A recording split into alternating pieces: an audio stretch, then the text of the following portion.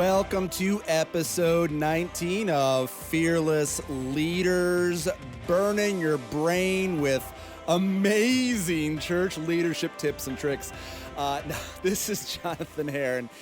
Fearless Leaders is all about what would you do if you were not afraid anymore. We're bringing laughter into leadership, the intersection of improv comedy and church ministry. Again, Jonathan Herron here. Thanks for tuning in on Apple Podcasts, Spotify, Stitcher, and at our new YouTube channel, Fearless Leadership. Right here in the studio with me today is a good friend.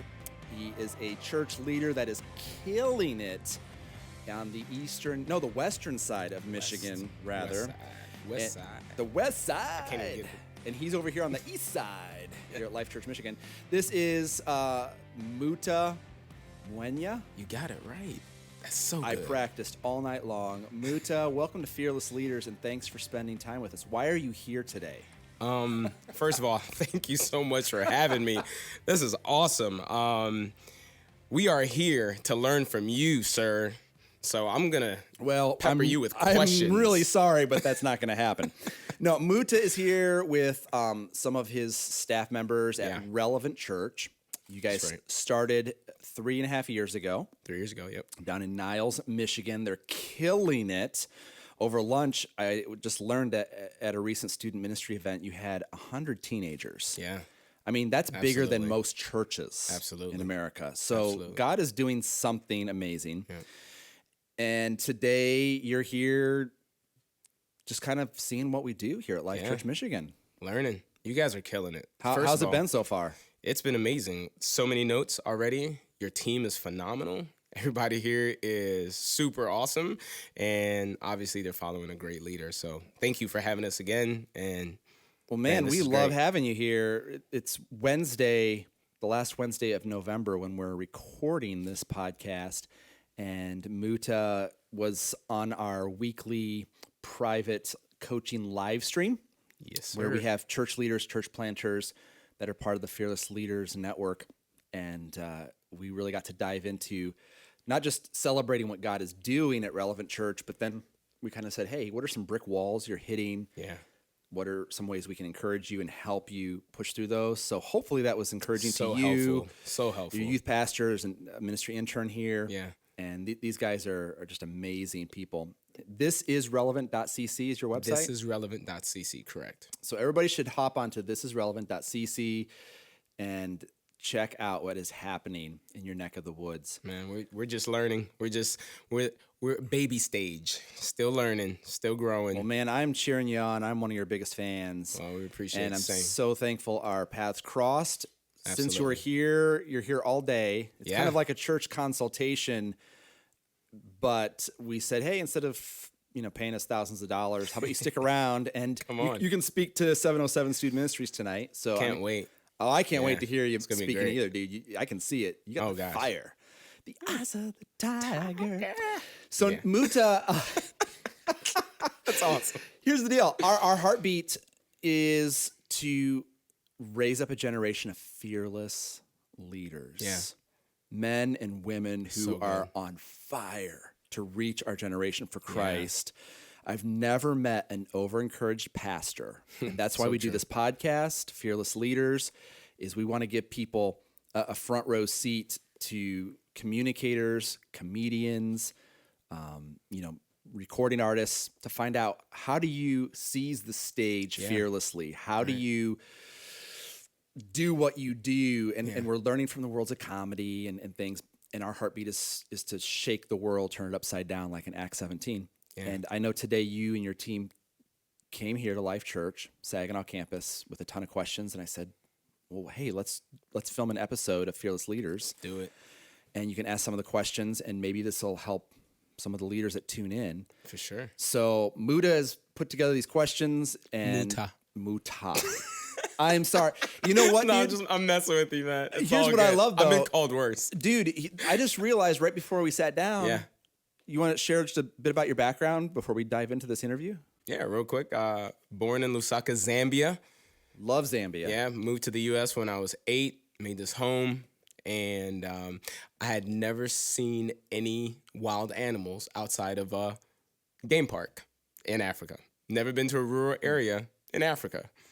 So, and it's wild because my wife and I, before we had kids, we would spend many summers going to Zambia, leading these huge missions trips. We'd set up medical clinics, serve AIDS patients and orphanages. That's why we have such a heart for orphans. And all we saw was wild animals. Yeah. Monkeys stealing your hat and hippos. And they're like, don't go near the hippos. I did have a monkey attack me on vacation, though, I have to admit. We were in Livingston, and we had a whole bunch of stuff that we had to throw out, and I did have some banana peels that I went to go throw out. So it was me, my older brother. We're going out to this big dumpster, and all these monkeys just like they smelt those bananas and came straight after us. I've never ran like that in my life. Boy, when you have a monkey coming after you, oh, you're running. That's amazing. Yeah. But then you were sharing that you discovered your journey with Christ recently. Absolutely. And that just is astonishing to me. 2005. 2005. You become a follower of Christ, and now you're 3.5 years into a church startup. Absolutely. Niles, Michigan, relevant church, and you guys are killing it. Only God can do it. So I'm a huge fan, and anything we can do to help you guys out or encourage you, that's what we're doing here at Fearless Leaders. Well, shoot, I got a bunch of questions here then I got for you, sir. Bring it. Let's try this. So cool. Again, thank you so much for having us on this show and to be here, learning from you guys. You guys are doing a phenomenal job here. Like I said, I've been stalking you guys online for a while and trying to measure ourselves like, okay, if they did this in this year and they did this in this year, that means we should be at this point and this point. Seriously, I had your annual report printed on my desk. I was like, okay, this is how we're going to map up the next 5 years. Oh, no. I am so sorry. It's been so good. No, it's been so good, though. Don't put pressure on yourself. Yeah, every story is unique, man. Yeah, absolutely. And we're learning that. We're learning that. But I do have one interesting question. So we got connected, and you did something that most leaders don't do. And I just saw this and I was just like, there's something unique about this guy. And I want to ask you why you did it. So online, I was trying to go on some page online. I couldn't get in. The password wasn't working. So I shot you an email. I was like, hey, Pastor John, my name is Muta. I'm trying to get on this page. It's not working. And by the way, you're in Michigan. I would love to take you out to lunch sometime if you would. Period. I really didn't even expect to hear back from you. Dude, no more than 10 minutes later, my phone rang and it said Saginaw, Michigan. I'm like, I only know one person in Saginaw. And it was you. That was awesome. First of all, thank you. That was the most humbling thing for me to have a leader of your capacity just pick up the phone and call and not send an email, not send me to an admin. Where does that heartbeat come from? Like, well, number one, I don't have an assistant at the moment. We are our staff team will tell you it's like Survivor around here. Hey, it's all good. We are in the incredibly shrinking staff at Life Church Michigan. Well, it was just easy for me to call you rather than hit reply. Wow. You know, I suppose if I want to give credit to anybody, it would be Bob Goff. Yeah. So there's a picture of Bob Goff. So if you're watching this on YouTube, Fearless Leadership Channel, Bob Goff is a friend who has spoken here at Life Church Michigan. Is that you next to him? Yeah. Because that guy actually looks better than you do live, so I don't know. Well, you know what? I did tell you first thing. Good-looking dude, but this morning when you showed up, I did say I've been stress eating this year. This has been a stressful year, so I got to lose some weight over the holidays and get my cholesterol down. But no, that's me and Bob right here in the front lobby at Life Church. And Bob is a New York Times bestselling author. He wrote Love Does, Everybody Always. He has a new devotional that just came out this fall. I should be getting a kickback for advertising Bob's stuff. Bob's supposed to be a future guest on this podcast, but he's just so busy, changing the world. And anyhow, at the end of his best-selling book that sold millions of copies, Love Does, he put his personal cell phone number. Wow. And when he was here at Life Church, his cell phone would ring. And if he was not on stage, and if he wasn't like in a in-depth conversation, he'd pick it up and he'd be like, "Hi, this is Bob." And 9 times out of 10, it was just a random reader who wanted to see if it would go to voicemail. Wow. And Bob said, life's too short. You can't take yourself seriously. Yeah. None of us is that awesome. Yeah. And life is about learning and connecting. Right. So why wouldn't you just make yourself accessible, and you might learn something too. So true. So that's one of Bob's mantras: don't send people to voicemail. Nice. And I try not to. Now, right now, my email box is a mess, and that's my fault, but I'll get it back down to 0. Yeah. And yeah, man, that's how we've learned here at Life Church is I'll just call Elevation Church and say, how did you do this? And they call us right back, and we're like, what? And they're like, well, yeah, we're family. We're all one body. So, dude, that's so good. Because I mean, you just don't get that. You know, most people they're busy. Leaders are busy. Mm-hmm. You know, for you to take out the time to do that that just shows incredible heartbeat. And you said it. You're 4 leaders, and so you guys you're living it. You're living exactly what you guys are talking about. So, 12th fastest growing church in America? 11? I think we're number 11. Number 11? I don't know. Who's counting? Well, fastest growing church in America, right? Yeah. You don't wake up one day and be like, I'm going to build the fastest growing church in America. You know, like that's just nobody. I don't know who thinks about it. Maybe other people think about that. But dude, you come to the city. You've got a backstory. You have a heartbeat to plant a life-giving church. You plant the church, and then it just explodes. And now you're in Outreach Magazine. We're reading about you. I'm like, hey, that's the guy who called me. I'm telling everyone, I was like, hey, that's the guy who called me right there. Trust me. So, my wife will tell you I've got dirty laundry. Oh, I'm man. not that important. Yeah. No, absolutely. So you've got this thriving church. It's growing, multi-campus, multi-site. Mm-hmm. Like, who's inspiring you? Like, you're growing fast. You're killing it. You guys continuing to go to the next level. Who's inspiring? Who you reading? Who you listening to? Who you watching?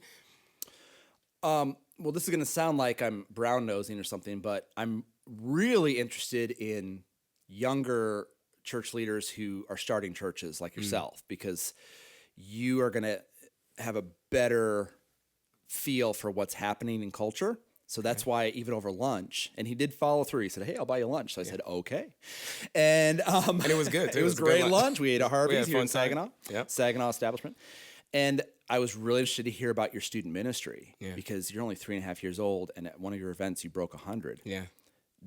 That's more than a lot of churches in America. The majority of American churches are like 70 people. Yeah. And our youth pastor is killing it. He's amazing. Absolutely. He's sitting off stage there, but dude, you're killing it. You're going to be great. For sure. Stay under his wings. That's what we do here at Life Church is we do youth ministry for adults. Yeah. And so that inspires me. So I'm always interested in what church planters are doing because they don't have resources. They have to be resourceful. Yeah, absolutely. And coming from my improv background, I thrive on that. I don't want to spend money. I want to network and connect with people and bring more people into the process and make it messy. Right now, I'm getting coaching from a number of other pastors. So every Paul needs a Timothy. Right. And so that's why it's such a joy to be coaching church leaders Wednesday mornings through Fearless Leaders. We do that live online. But then also every Timothy needs a Paul. Yeah. So I've got a couple different pastors that are coaching me, pouring into me. I just met a brother from another mother, Tim Lucas, pastor at Liquid Church in New Jersey. Right. He wrote a book called Liquid Church, came out a month and a half ago. Amazing book. Sweet. He and I have the exact same sense of humor. He was a guest on the podcast a couple weeks ago, and he has just been a huge personal he helps me see that I'm not crazy, and you can pick up the phone and talk to him. And he introduced me to Warren Bird, who co-wrote the book with him. And so we're interviewing Warren next week for the podcast. And Warren Bird is this mega brain in church leadership circles. But Warren said, okay, here's what we'll talk about on the podcast. He said, but let's add an extra half hour so that you and I can just talk about your church. And I can help you through stuff. And I'm like, wow, you know? So the scriptures say, seek wisdom. That's what Proverbs says. Wisdom is greater than silver and gold. And that's what I want to do. I know that I've never led a church that's grown this fast. I've never led a church of this size. So I'm out of my game. All I can do is to folks who are, have smaller churches than what we have, I can say, well, here's how we got to here. Yeah. Here's what not to do. But as far as trying to break 2,000 or 3,000, that's where I'm receiving coaching from pastors and leaders who are further down the road. So good. And I watch a lot of comedy specials on Netflix. Yeah. Because that's where you're going to learn to be a better communicator. Seth Meyers just dropped a new Netflix special. Yeah, I remember you talked about that on the It's last coaching fantastic. call. I mean, you get past the naughty words and things. You watch it, laugh, and then re-watch it. Yeah, And you said that. You get things about timing, how to deliver stories. Bill Burr is filthy. Yeah. But he kills it with his pacing, his timing, his callbacks. And if the biggest chunk of what I do is to be a weekly inspiring communicator, I want to learn from another profession that does that also, which is stand-up comedy. Absolutely. That's so good. Stand-up comedy, helping you build the church. Absolutely. Amen. Well, that's the book Holy Shift. Yeah. It's all about comedy-driven leadership for churches that want to grow, using the rules of improvisational comedy for your next staff meeting, for team building, for developing your sermon content. And that's where Gen Z is at. If you can get people laughing, you build instant trust. It's a universal language. It lowers the tensions. It pushes past the taboos. Yeah. And that's, if you're going to be a 21st century missionary, which is what we do here at Life Church Michigan, you've got to love and laugh. So good. That's 21st century leadership. So Seth, say those names again. It was Seth Meyers. Seth Meyers. Late Night with Seth Meyers. He has a comedy special on Netflix. Right. Just came out in this past month. Bill Burr. There's a number of comedy specials from him. Jim Gaffigan. Yeah. Is another comedian. He's actually a Christian. Is he really? And nice. It's all about, watch it once, laugh, but then rewatch it and look at the pacing. Look at how he sets up stories. And that's the meat of what you do on Sundays. Yeah. Jesus told stories. The human brain is wired for story. It's why we go to movies. They're not going to remember the 10 exegetical points from your sermon. They're going to remember how you made them feel, and they might remember a story. Yeah. And that's what Jesus did in the Gospels. Absolutely. Absolutely. So from the time you planted to where you are now, how has your leadership had to shift? How has it had to can I get it right? Blah, blah, blah, blah. How has your leadership I think shifted? you almost said a swear word. Yeah, right? How has your leadership shifted, and where did you shift from, and where are you shifting to now? I've been sliding all over the place this year. No, I mean, every growth barrier, you have to evolve your leadership. You don't have to you don't have to make the stuff up, though. You can talk to other leaders who are further down the road than you, and they can help you transition through it. When you're trying to start something from scratch, you immediately have to get to 25 people right away. So if you're a church planter, that is your first growth barrier. Okay. And if you cannot break 25 people within 2 or 3 meetings, your church plant probably won't take off because it's a credibility issue. Same with student ministries. Basically it's with anything that you're trying to, if you want to see a movement, it better be moving. Movements move.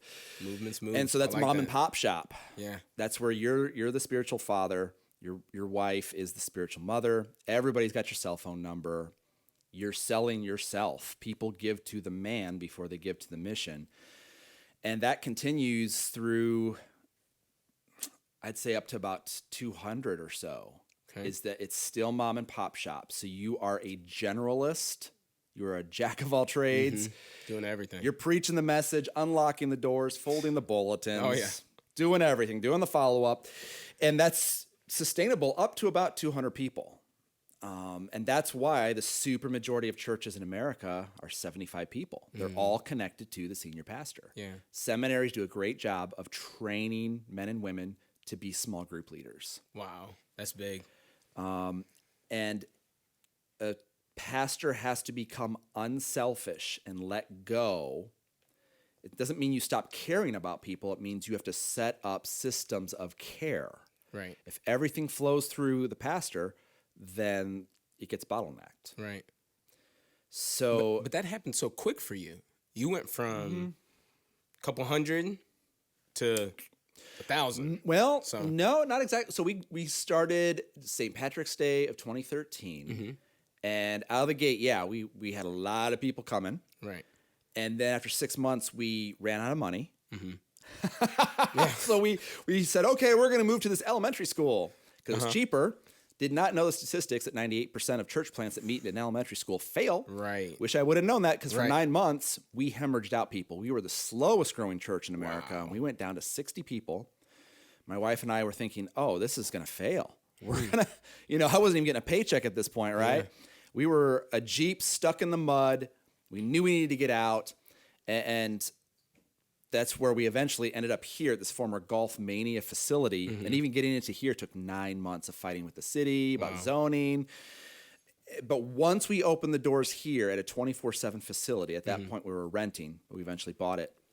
Rick Warren says that when the church plant gets into a 24/7 facility, the day you open, you will double in size immediately and permanently.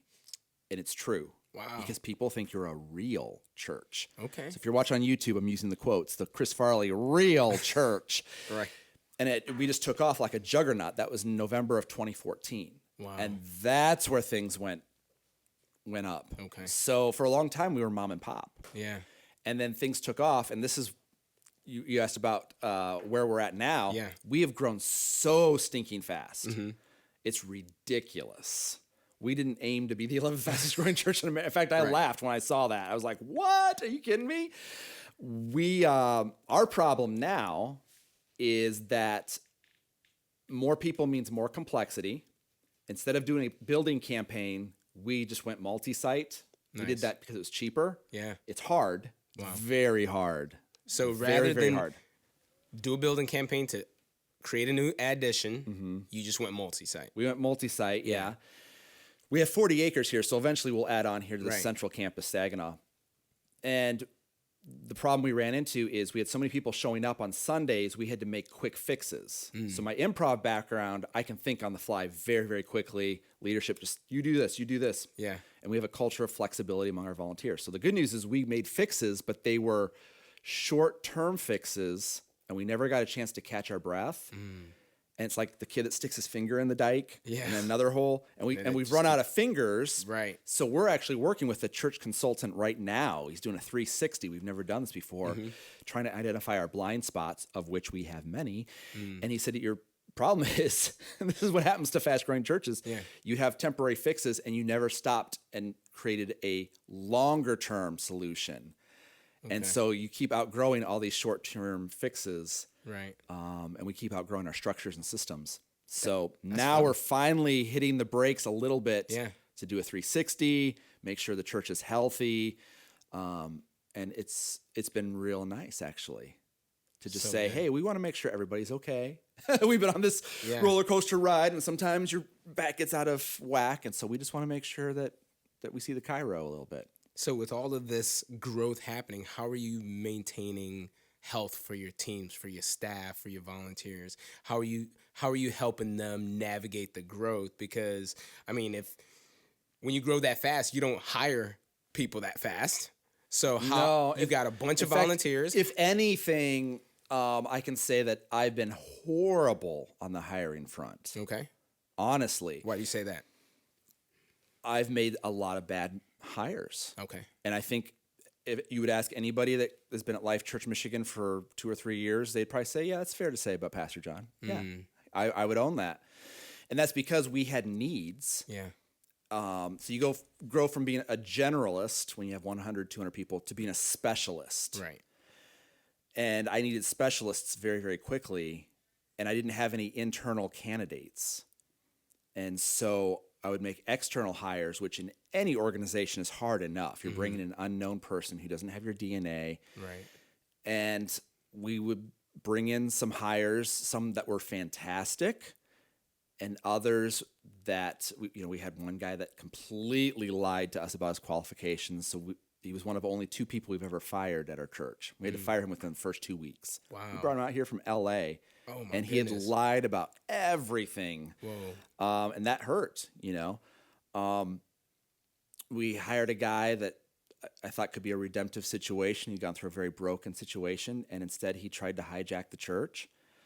And so we loved on him and his family, and we let them transition on their own timeline. He resigned, and we loved on him, and still on the way out, he wanted to flame us and say this and that on Facebook. And so that's part of the deal with leadership is you give up the right to be treated right, and you can't respond. You can't be playing in the mud with pigs. Yeah. So you just have to rise above that and trust that God will be your defender. So I don't remember what the question was, but we've made some mistakes in the hiring department. How do you keep them healthy? So now that you've grown this fast, like we said, you can't hire your way to growth. Yeah. But you've got a bunch of volunteers, which I got to sit in your staff meeting, which was incredible, talking to some of the volunteers and your lifers. Is that what you guys call them, right? Mm-hmm. Your lifers. Yeah. And dude, those are sold out for real. Like, they're lifers for real. And just hearing their heartbeat for the church and their love for this church is, how have you continued to maintain a culture where that is cultivated? Man, this is a labor of love. Yeah. I mean, my family's sacrificed everything. We don't have family in Michigan. There is no reason for Amber and I to be here other than God said, you're going to be here. Mm-hmm. And so number one, we just model it that we are missionaries. And so that means we sacrifice our Christmas Eves. We sacrifice, family vacations because we don't have tons of money or anything. We're a start from scratch labor of love, but we love what we're doing. We really believe that Jesus Christ is the answer, and why wouldn't I exhaust my one and only life to help bring life to the Saginaw Valley area? So good. And so people follow leaders like that. Dave Ramsey says, man, if you want your blue-collar employees to pack the boxes with the right way and put them on the truck, then you show up on Saturday morning as the CEO and you model it, and people will rally. And so that's what I try to do is, if I see a piece of trash, man, if you see something, do something. Right. I'll pick it up, throw it away. I'm the guy that I'll straighten chairs, I'll do whatever, because I care deeply about every single person that's going to walk through the doors. One of my core values is every person matters. Yeah, so good. So as far as staying healthy, I have not modeled that very well in 2019. I've been stress eating, so I put on 20 pounds. I'm not happy about that. Yeah, me too. All right. So I'm trying to lose that too. But my body is a temple of the Holy Spirit. I just added on another room, and I'm going to shrink that room. We're going to do some construction. So I want to model health better. I want to model taking vacation time better. Yeah. I've completely failed my family in the area of Sabbath and vacation time. I really have. And so in 2020, Sabbath, I'm reading a lot about Sabbath. Yeah. God created everything in 6 days. On the seventh day, God rested, and he tells us to rest because it reminds us that we are the creation, not the creator. That's right. In Isaiah, it says that you are disobedient if you don't rest. Right. So here, I'm one of those driven Enneagram type 3 guys, let's go. And I'm saying, no, John, it's okay to rest.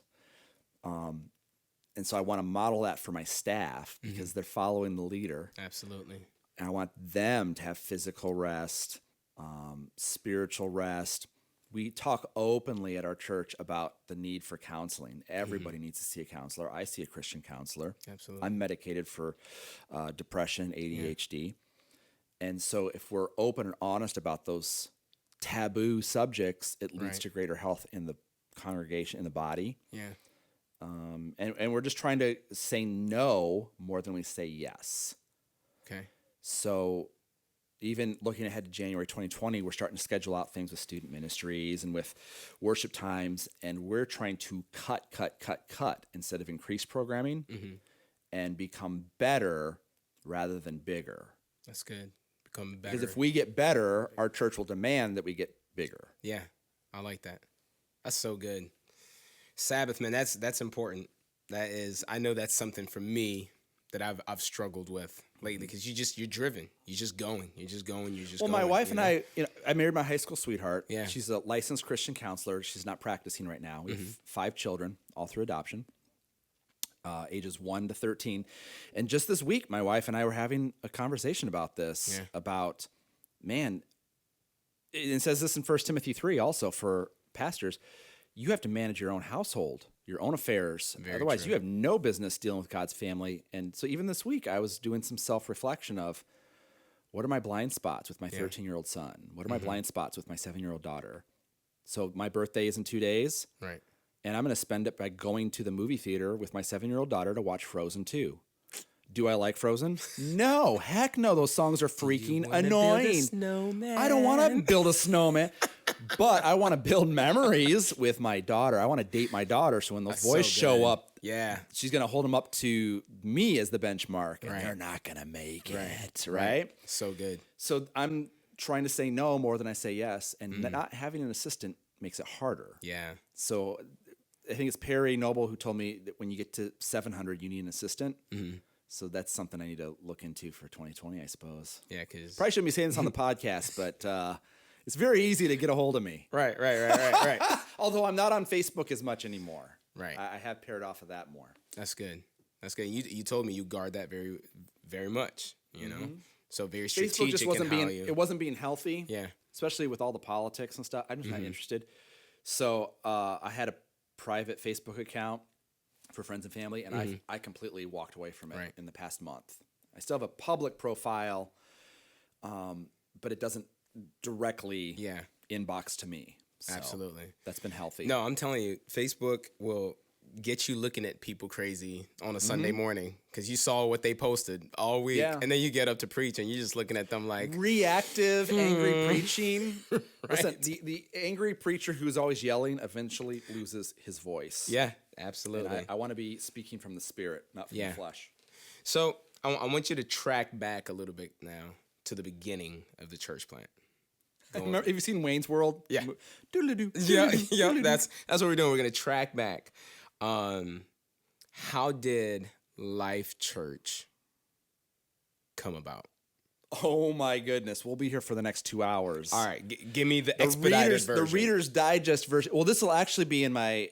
I have a new book coming out. It was supposed to already be out, and then funny story, I was going to be self-publishing it because I have some friends who've written some books, and they said self-publishing is the way to do it now, and so I was about to self-publish this book, Fearless Leadership: How Our Church Grew from 0 to 1,200. And literally the week before it was going to go out on Amazon, I was at the Outreach Summit out in Colorado for the 100 fastest growing churches. And long story short, the outreach people connected me in the lobby with a publisher, and we're going to be publishing that book next year under their banner, Fearless Leadership. So it goes into the details of your question, but they're also, they now have the rights to Holy Shift, my first book. And so that's why this is unavailable now. That's why it's online. not on Amazon. Yeah, because we were looking for it. It got pulled because it's now being moved to this new publisher. So I believe Holy Shift comes out in January 2020. Nice. Forward by Perry Noble. There'll be some tweaks to it, but for the most part, it's Holy Shift. Yeah. This is all about improv comedy and church leadership. And then the new book, Fearless Leadership, which details our 5-year journey from 0 to 1,200 people, is coming out later in 2020. Okay. So, but the fast version of your question, I moved here 10 years ago after church planting in Ohio. So I'm a LeBron James fan. Okay. And eventually merged our church plant with another church. It was a successful merge. Very, very proud of that. Awesome. Came here because I wanted out of church planting. Don't like fundraising. Nobody likes fundraising. Right. I was just tired, burnt out, a little wounded from 10 years of ministry. Ended up getting hired at a very traditional church in the thumb of Michigan. So your right hand is the state of Michigan. Yep. We were in the thumb. And in 2 years, we saw it grow exponentially. We were baptizing hundreds of people. The R word was getting thrown around, revival. I don't believe in revival, by the way. That's another story for another day. Okay. Oh, did I just say a swear word to evangelicals? Listen, brother, you're about to get emails and... show me in the Bible where the word revival is. Oh, it's not. Come on. It's extra biblical. Yeah. In the book of Acts, what did Peter, James, John, what did the early church pray for? They didn't pray for revival. They prayed for boldness. They already had the Holy Spirit. True. Guess what? You have that same Holy Spirit within you. And so you need to pray for boldness. It starts in Acts chapter 4. Do a Bible study. Colossians 4. What does the Apostle Paul say? He says, pray for 3 things, the 3 open prayer. He says, pray for open doors, open hearts, and for me to open my mouth. Yeah. He doesn't pray for revival. He's already vived. Yeah. You're already vived. You need open you're doors, vibed. open hearts, and then you need to train your people to open their mouths. That's another story. That might just be an extra chapter bonus for fearless leadership. I was gonna give you a pulpit right there, not even just a podium. Yeah, you can use it on Sunday. You do not have to attribute to me. It's anything good comes from the Holy Spirit. Anything bad, it's Jonathan Herron. Come on now. So this church just blew up. It was awesome. It was great. I had back surgery in the summer of 2011. I had just hired an executive pastor to be my right-hand guy, and he betrayed me. He completely pulled an Anakin on Obi-Wan. Wow. So while I was on back sabbatical for back surgery, like I'm on my stomach. Right. And my wife is like, why is nobody from the church checking on you? Why is your staff not returning emails? And we didn't realize they were being threatened with their jobs. It was horrible. He hijacked the church. I wasn't allowed to come back to work. So the day I went to go back to work, I think there's some federal laws that they violated actually on that. But church, 1 Corinthians 6, we don't sue. Yeah.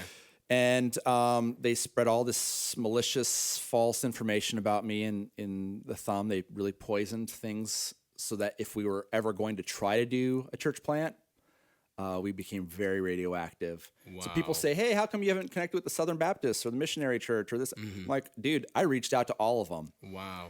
But they chose to listen to gossip rather than truth. So, Right. Anyhow, so I was out of a job, had nothing. We had just bought a house in a down economy, couldn't sell our house. Our son was about to start kindergarten. It was the book of Job. Yeah. Lost everything, even lost my dog. It was horrible. Yeah. And that's what God does. Every great leader in history, every great hero in the scriptures goes through a wilderness before they get to the promised land. That's good. Even Jesus spent 40 days in the wilderness among the wild animals. And I could do chapter after chapter on that. But the leader that God will use greatly must first be crushed. And that's what you see on the night of his arrest. Wow. Jesus is praying in the Garden of Gethsemane. Big. I've been there. It's olive trees everywhere. 2,000 years later, there's olive trees everywhere. You take an olive off the tree, and it's hardened. But when the dew comes in the morning, it softens. The Hebrew word for dew is the same for grace. So grace softens our hearts. The dew comes in the morning, so you get with the Lord in the morning. Right. And the way you preserve an olive is you crush it, and it produces olive oil. Yeah. That's how you preserve an olive. And then the olive oil, under the right conditions, can become a bright light. That's Matthew chapter 5, where Jesus says, be a light. And so Jesus Christ, on the night of his arrest, was surrounded by olives. And what was happening? He was being crushed. Wow. So if you want to be a great leader, you must be wounded deeply. And the most effective ministers are those who have gone through tragedy. Be encouraged, everyone. Yes. So if you are walking on sunshine, get ready. Get ready. Goodness. So it's out of the seeds of defeat. It was the death of a dream, but God specializes in resurrections. Absolutely. And so there would be no Life Church if the Herron family had not been completely rejected. It was like the Amish. You are shunned. We shall not talk to you. That whole thing. But we listened to God, did what he said, received wise counsel, went to a good Christian counselor. And long story short, now we're part of a thriving, dynamic church that we love. That's incredible. Having a blast. That's so Getting cool. to hang out with really cool people like you, Muda. That's so cool. So you've gone through, which is crazy. This was gonna be one of my next questions to you. So you've gone through the leadership pain. Oh yeah, it doesn't end. Sam Chan wrote the book, Leadership Pain. He says your success is only as strong as your pain threshold or something like pain that. Tolerance is everything. Your pain tolerance. Man, so you've experienced it prior to being in ministry. How have you, prior to planting this Another church? great book is Sifted. It's through the exponential. Yeah. It's got a number of different, it's almost like blog posts, but it's like Francis Chan, Larry Osborne. Okay. And that book is fantastic. Sifted. I think I have that sitting on my shelf. Yeah. You should read that one. Yeah. Leading with a Limp by Peter Alander. Wow. It's really good. That's incredible. So you go through that, you plant this church, thriving. Tell me about some of the pain you felt here. Because you said you got to be crushed, right? And it comes through different seasons. No pain. Well, in in seminary, one of my seminary professors said that the reward for successfully planting a healthy church is leadership wars. Wow. And so we had our first leadership war. We planted in 2013. We were in Time Magazine, USA Today in December of 2015. And so I knew it was coming, and it did. Man. 2016 was our leadership war, and it was painful. And oh my goodness, it just about destroyed our church. It really did, because Acts chapter 20, Paul says, wolves will arise from within. Wow. And we were betrayed deeply by people we loved. Talking about my best friend, my wife's best friend, both of whom were on staff, our treasurer, our entire band and tech crew quit the same week. And then, as you've heard in all the church horror stories, they are true, they ended up all going to a church plant down the street. Are you serious? And we've made attempts to meet and to Wow. seek reconciliation, and they are not interested. Till this day. There's a lot of bitterness that they display towards us, and so we just had to say, well, we forgive you, and the door's always open. There's nothing we can do about it. But yeah, 2016, man, that was a huge, painful. And so Sam Chan is right. Your pain tolerance is your leadership lid. Mm-hmm. Everything rises and falls on the senior leader. If you are unwilling to have that hard conversation, then that is your leadership lid. Wow. If you're unwilling to make that hard decision, then that's as far as you're going to grow. So it's all about how much pain. So these mega church pastors, and everybody gives them a hard time. Dude, they are going through a lot of pain. Oh, yeah. Just because you have more people coming, it means your problems have more zeros after them. Absolutely. Seriously. Man, I'll it tell does you. not get easier.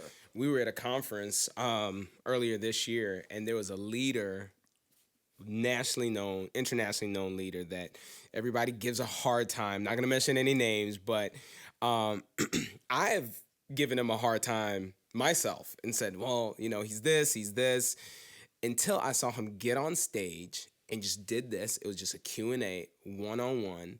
And when I saw the real tears come out of his eyes, and when I heard his story, I said, never again will I come against the Lord's anointed. I'm not going to come against. I don't know what a leader is facing. I don't care what platform they're on. I don't know what's in that person's world. And to see that person just share from the heart their story, their struggles, their joys, it's like they became so human to me, and I've got so much respect for them now. So much more respect. But it took me sitting down, shutting up, because I couldn't say anything. I was in the audience, and just being able to hear his heart. It was so big. So... And that's why I love what we were doing this morning with our Fearless Leadership Network, where we have a private coaching cohort that it's online. So we got people from all over the place, but it's a safe place to get real encouragement. You can be specific and not worry about it getting back to your church. Absolutely. So you get encouraged, but also getting equipped.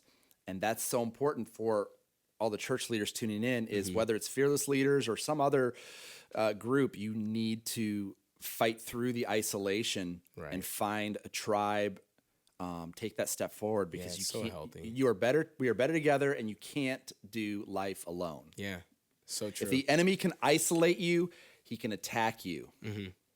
So. Yeah, no, that's so good. That's so good.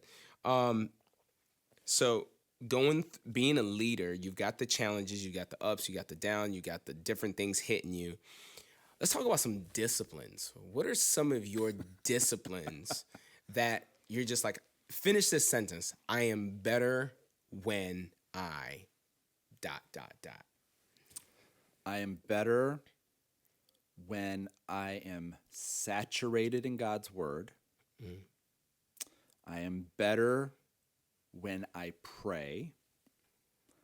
I am better when I filter upcoming decisions through my wife. People say, what does the voice of the Holy Spirit sound like? It sounds like my wife. I agree. I am better when I do something that has nothing to do with church. I am better when I play Star Wars. Tell me about that, preacher. Star Wars? No, just Star Wars? You're better when you're doing things that have nothing to do with the church. Oh, yeah, so, that's biblical, man. yeah. When Peter got all wired up and felt like he blew it, what did he do? He went back fishing with his buddies. Yeah. And that's where you get recharged. It's in the stillness. That goes back to Sabbath and the need to just rest and to enjoy creation. Most leaders are so driven. Man, stop and just take a breath and realize you're doing fine and you have nothing to prove. Right now I'm reading lots of biographies of church leaders from around the globe just to get perspective. Yeah. You know, I was last year in India and Nepal, so now I'm reading The Insanity of God, which is about a guy in the 90s who's trying to plant churches in Somalia and in India and all the failure that he was experiencing. But then when he took a step back, he realized, oh, wow, this is part of a bigger thing that God is doing. Yeah. As American leaders, we are so cushioned and, we just think the whole world revolves around us, and we've got it great. Absolutely. You kidding me? And that's why we should be taking bigger risks, and that's why we should be more fearless. Yeah. Start launching campuses or put money into church planting. By golly, your church does not need more coffee bars and luxury leather seating in the front lobby. But people need paninis when they get to church. It's just ridiculous. So I'm all for missionary methods. Listen, I'm the guy that throws Easter eggs out of a helicopter. I'm the comedy guy. Which is freaking awesome. But there's always a purpose. There's always a missionary purpose. And, man, I just want to reach people for Jesus. Yeah. And so part of that is taking huge risks, being fearless to reach the people nobody else is reaching. You got to do the things nobody else is doing. Yeah. And too many churches are playing it safe. Playing it safe is too risky. Say it again. Playing it safe is too risky. We need fearless leaders who will seize the moment, seize the stage, have the hard conversations. And that's 21st century leadership. You got to love people and you got to embrace laughter. Yeah. That's your missionary method in North America. Yeah. Make them laugh, love them, and then you earn permission to share the faith. That's good. That's good. So that's my mantra. That's what I'm trying to do, man. So, and if you can weave in Star Wars, bonus.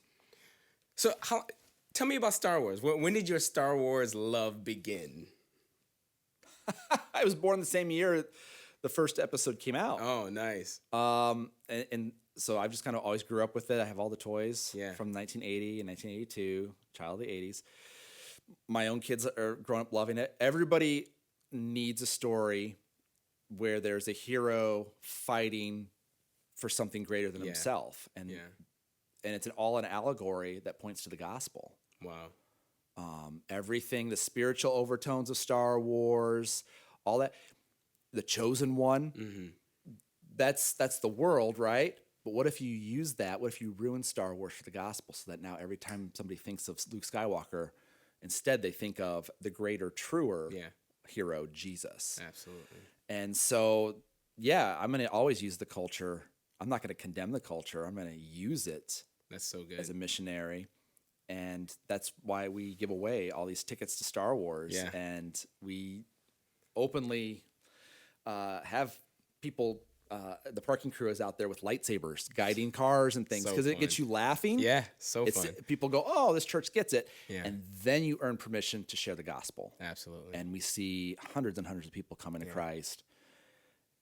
So, I'm all about Star. And The Mandalorian, oh my goodness, amazing show. The Last Jedi caused all Star Wars fans to hate each other. The Mandalorian has brought us all back together. Baby Yoda. And you can see how passionate he is on this. Baby Yoda. I had to admit to him that I've only watched 2 episodes of Star Wars. And then he asked me which ones. And I said, the last 2 that came out. Listen, I love everything about John, but in that moment, he judged me. We are praying for your immortal soul. Me. I have here, if you're watching us on YouTube, we have a YouTube channel, Fearless Leadership, and I'm holding in my hands the pop of Supreme Leader Snoke. That's awesome. I got a lot of porgs. I don't know who that is, but that's awesome. Well, this has been a great episode of Fearless Leaders. If you are listening on Apple Podcasts or Spotify or Stitcher, do us a favor, leave us a 5-star review because it actually helps us get in front of more eyeballs. Every 5-star review. It does. And if you're over on YouTube, you should tune in on YouTube because we like you get to see a lot of the cool stuff. Our YouTube channel is Fearless Leadership. Hit subscribe. Bonus points if you hit the bell. That would be great. And then share it with your team, share it with your staff. We got some great interviews coming up. Warren Bird, Bob Goff. You want to be subscribed so you don't miss out. But this has been fun, man. It's been awesome, man. Thank you so much again for giving me the opportunity to just hang out with you. Anytime. If we can help out your team, if you want to come out to Life Church or a phone call, a video thing, dude, give us a shout. Fearlessleaders.net. Fearlessleaders.net. Tons of free stuff on there. That's where you can get more info on Holy Shift and the new book, Fearless Leadership. I got to get my hands on that book. Also on social media at High Five John. So Facebook, Twitters, Instagrams. I just add S to everything. It makes it fun. Twitters. At High Five JON. I'd love to connect with you. Yeah.